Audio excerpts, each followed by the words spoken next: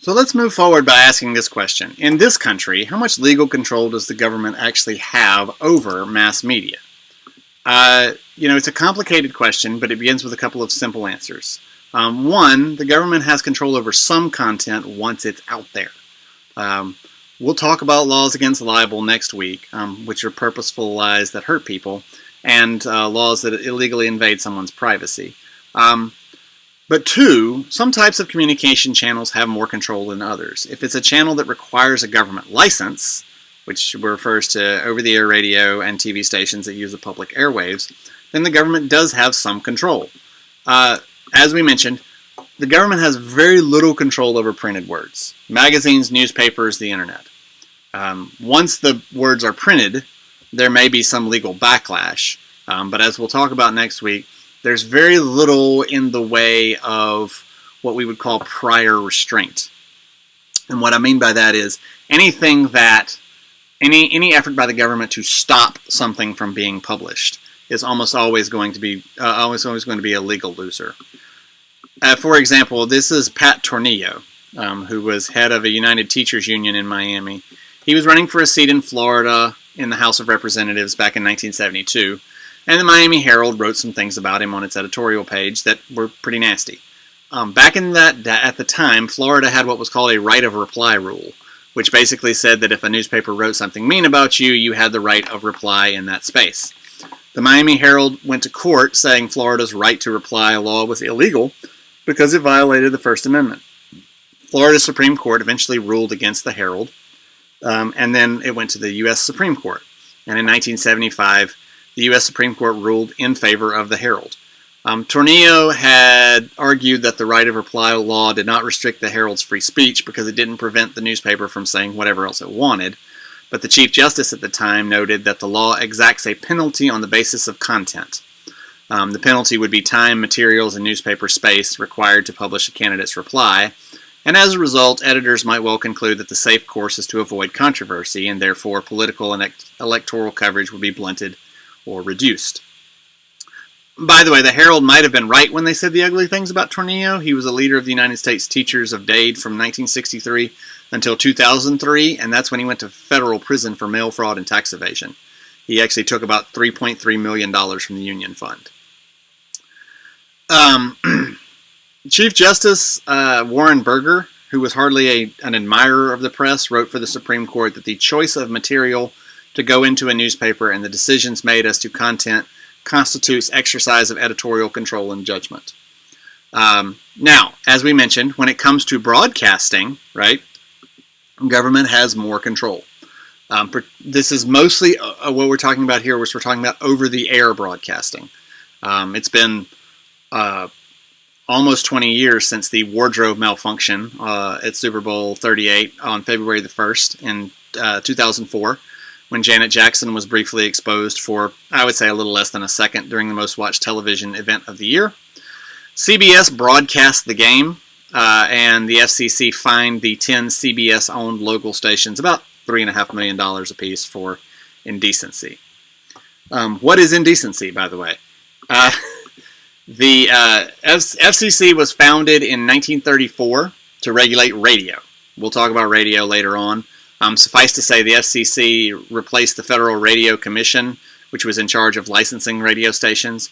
Basically, too many stations were interfering with one another, and airwaves are publicly owned and precious, so stations are allowed only if they meet the, quote, public interest, convenience, or necessity. FCC eventually found itself in another business, which was regulating content. Since the 1930s, the government has been concerned with two things: indecency on public airwaves and fairness in political debates. It is against federal law to air obscene material at any time, and you can't air indecent programming or profane language during certain hours. Obscene, the Supreme Court says to be obscene material must meet a three-pronged test.